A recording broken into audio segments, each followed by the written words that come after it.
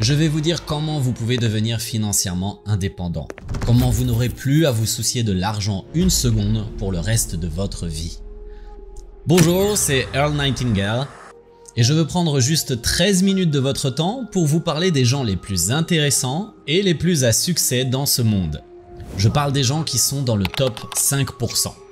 Je crois que c'est un groupe dont vous aussi, vous avez envie d'appartenir. D'abord, laissez-moi vous dire qui sont ces personnes qui appartiennent à ce groupe et préparez-vous au choc qui va suivre. Je veux que vous ayez en tête l'image de 100 hommes qui sont debout sur la même ligne, au même niveau. Ces 100 hommes ont tous 25 ans et la vie les attend. Chacun d'eux a les mêmes opportunités que les autres. Ils vivent dans un pays riche et plein d'abondance. Maintenant, répondez à cette question. Qu'est-ce qui va advenir à ces hommes quand ils auront 65 ans? En d'autres mots, voyageons de l'autre côté du temps, 40 ans après. Que pensez-vous qui va se passer dans la vie de ces 100 hommes qui ont commencé de la même manière à l'âge de 25 ans? C'est intéressant de savoir, n'est-ce pas? Eh bien voici la statistique. Quand ces hommes auront 65 ans, l'un d'entre eux sera riche, 4 seront indépendants financièrement, 5 seront toujours en train de travailler, 36 seront morts et 54 seront dans la dépendance. Laissez-moi répéter ces chiffres pour que vous les compreniez vraiment. 40 ans après que ces 100 hommes aient commencé avec les mêmes opportunités à 25 ans, il n'y a qu'un seul qui est devenu riche. 4 sont devenus indépendants, 5 continuent de travailler, 36 sont décédés et tout le reste, les 54 qui restent, seront dépendants de quelqu'un ou d'une institution pour leur train de vie. Donc, il n'y a que 5% qui s'en sortent bien dans la vie. Ce sont les 5% dont je fais référence. Vous demandez si appartenir à ce groupe de 5% n'est pas nécessaire? Bien sûr que vous avez envie d'appartenir à ces 5%, et peut-être vous l'êtes déjà. Quand vous découvrez qu'il n'y a que 5% des gens qui atteignent l'indépendance financière, êtes-vous choqué? Vous devriez l'être, parce que c'est un constat troublant. Regardez-le d'une autre perspective. Si vous vous entraînez au piano 8 heures par jour, 40 heures par semaine, 50 semaines par an, pendant 40 ans, vous êtes d'accord avec moi que vous serez un grand pianiste accompli. Si vous vous entraînez dans n'importe quel domaine, 8 heures par jour, 5 heures par semaine, 50 semaines par an, durant 40 ans, quel que soit le domaine, la médecine, le droit, l'agriculture, l'enseignement, l'écriture, tout genre de domaine, en 40 ans, vous pouvez devenir expert dans tout domaine, n'est-ce pas? Dans ce cas, sur les 100 hommes, les 54 hommes qui ont atteint l'âge de 65 ans sans être financièrement indépendants dans l'ère la plus prospère de l'humanité ont certainement travaillé 8 heures par jour, 40 heures par semaine, 50 semaines par an pendant 40 ans sans qu'ils aient découvert dans cette fenêtre de temps comment devenir financièrement indépendants pour le reste et certainement les meilleures années de leur vie. Pourquoi? Comment cela est possible? L'indépendance financière n'est clairement pas une question de chance, c'est simplement une question d'organisation et de planning. Quelle somme d'argent pensez-vous qu'un individu moyen gagne pendant 40 ans de labeur? Eh bien, en utilisant les statistiques actuelles, un individu avec un salaire moyen doit gagner un excédent de 200 000 euros. C'est 1/5 d'un million d'euros. C'est une fortune. Où va tout cet argent? Pendant que vous réfléchissez à cette question, laissez-moi vous dire les explications des experts. Les experts disent que s'il n'y a que 5% qui s'en sortent très bien, c'est parce que c'est le groupe qui ne se conforme pas. C'est le groupe qui ne suit pas du tout la masse. Jetons un œil sur ce qu'est la conformité aujourd'hui et ce que ça signifie. Si nous nous conformons, c'est-à-dire si nous agissons comme tout le monde, le ratio que nous allons rater le bateau de l'indépendance financière est de 95 à 5%. Pourquoi les gens se conforment? Il n'y a pas longtemps, on a demandé au docteur Albert Schweitzer, prix Nobel, ce qui ne va pas avec les hommes aujourd'hui. Et le docteur a répondu simplement que les hommes ne pensent pas. Et c'est ça le problème. Les hommes se conforment parce que se conformer semble être la chose la plus facile à faire. Et parce qu'ils ont été éduqués à se conformer, depuis leur naissance jusqu'à l'école, on leur a toujours dit ce qu'ils devaient faire. Ils veulent être aimés et être acceptés par la masse. De ce fait, ils s'habillent et se comportent comme les autres enfants.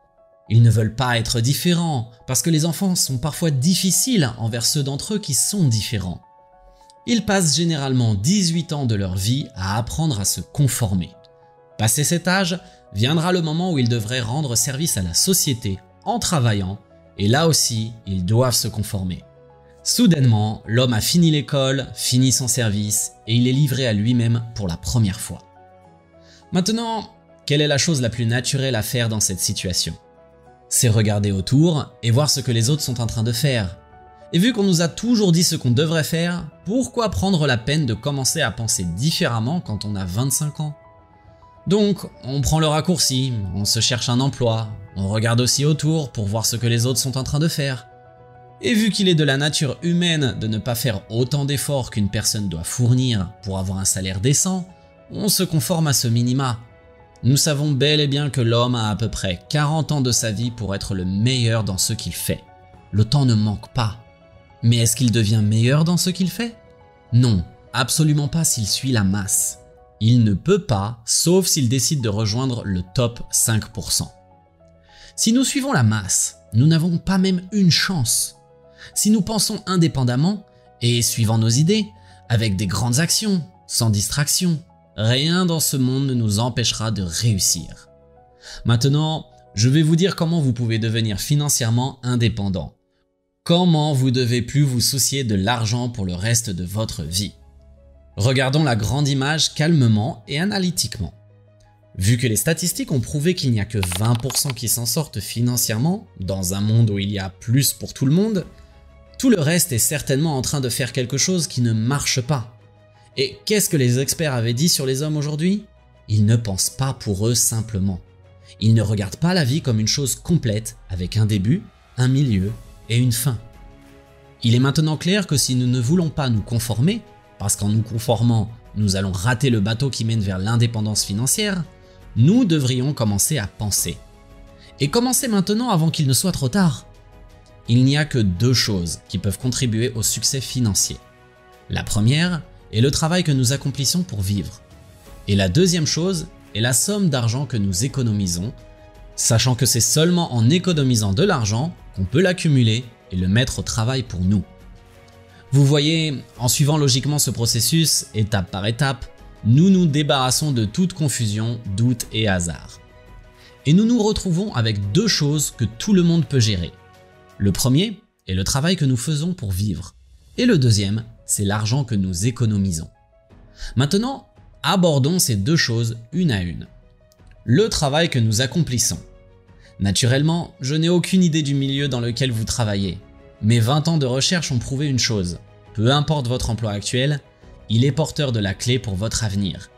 Il est porteur de votre grandeur future, s'il est géré d'une certaine manière.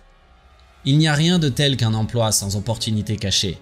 De maçon à menuisier, de travailleur d'usine à revendeur, que vous travaillez pour quelqu'un d'autre ou pour vous-même, y sont dans votre travail quotidien plus d'opportunités que vous ne pouvez créer tout le long d'une vie si vous les recherchez.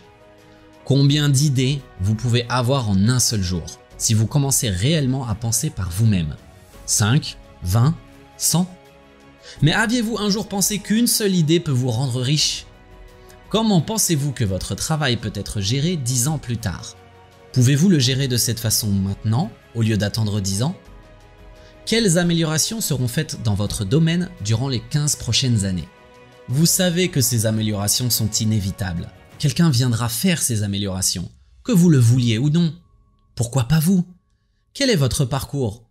Comment le domaine dans lequel vous évoluez actuellement a commencé? Savez-vous autant sur votre emploi et votre secteur qu'un docteur connaît des choses sur la médecine et son histoire? Vous devriez maintenant connaître ces bases. Avez-vous accordé à votre emploi le même dévouement et le même acharnement qu'un avocat accorde à son emploi? Vous voyez, peu importe ce que vous faites pour vivre, cela constitue votre profession. Il n'existe rien de tel qu'un emploi ou une profession plus honorable que l'autre. Tout dépend de la façon dont nous regardons les choses que nous faisons. C'est notre attitude qui fait toute la différence. Combien de temps pensez-vous prendre pour apprendre tout ce qu'il faut apprendre dans votre domaine et l'appliquer réellement, concrètement dans l'économie? 5 ans? Vous réalisez que vous attaquez votre emploi durant les 5 prochaines années de la même manière que si vous travaillez sur vous-même. Vous pouvez être un expert nationalement reconnu dans votre domaine en 5 ans. Vous voyez, une personne peut devenir expert dans n'importe quel domaine en 5 ans. Et ce sont les experts qui peuvent facturer le montant qu'ils veulent. Ce sont les experts qui viennent avec les nouvelles idées. Ce sont les services des experts qu'on demande tout le temps, peu importe les cycles économiques. Votre cerveau est un grand continent inexploré. Vous avez l'entière possession. Et personne ne peut s'inviter à l'intérieur si ce n'est vous. Nous savons qu'il contient une richesse incroyable, mais il faut d'abord les découvrir. Et il n'y a qu'une seule manière d'explorer l'esprit humain. Nous devrions penser. Comme toute autre projection, cela peut prendre du temps et du dévouement, mais soyez absolument certain de ça. Si vous commencez à faire votre travail comme vous ne l'aviez jamais fait auparavant et pensez constamment aux façons d'améliorer, vous allez immédiatement appartenir au top 5%. Et vous obtiendrez sûrement l'idée qui va vous garantir un bon avenir. Maintenant, je vais vous dire, pourquoi devrais-je tout donner pour l'entreprise dans laquelle je travaille? C'est une question que beaucoup de gens se posent. Rappelez-vous, c'est toujours la majorité, les 95%, qui ratent le bateau de l'indépendance financière. En réalité, en travaillant dur pour une entreprise, vous ne travaillez principalement que sur vous-même. Chaque jour, vous construisez la maison dans laquelle vous et votre famille allez vivre. Et les matériels et méthodes de construction que vous utilisez vont déterminer votre force et votre degré de puissance. Rappelez-vous que, peu importe ce que vous faites actuellement pour gagner votre vie, cela porte la clé de la grandeur seulement si vous recherchez une telle clé jusqu'à la trouver. Le deuxième point qui va nous garantir l'accès à ces 5%, ce groupe qui atteint l'indépendance financière, c'est l'argent que nous économisons systématiquement jusqu'à ce que nous soyons indépendants. Les hommes et les femmes qui se retrouvent être indépendants financièrement à 65 ans n'héritent pas soudainement d'une fortune à leur 65e anniversaire. Ils ont tout planifié. Ils ont attendu ce genre de résultat. Économiser de l'argent est le seul chèque que vous pouvez faire et qui ne vous coûte absolument pas d'argent. Vous voyez un maçon poser la première brique pour un grand chantier. Puis en plusieurs jours, quand vous passerez autour, vous verrez le travail accompli. Et vous vous dites « Oh mon Dieu, quelle belle maison !» La première brique est là, tout en bas de la fondation, et c'est sur cette brique que sont entassées les autres briques. S'il n'avait pas mis la première brique, aucune des autres briques ne pourrait être mise. Et chaque brique, aussi petite qu'elle soit, donne sa contribution à la construction finale. Le processus est le même quand vous économisez de l'argent.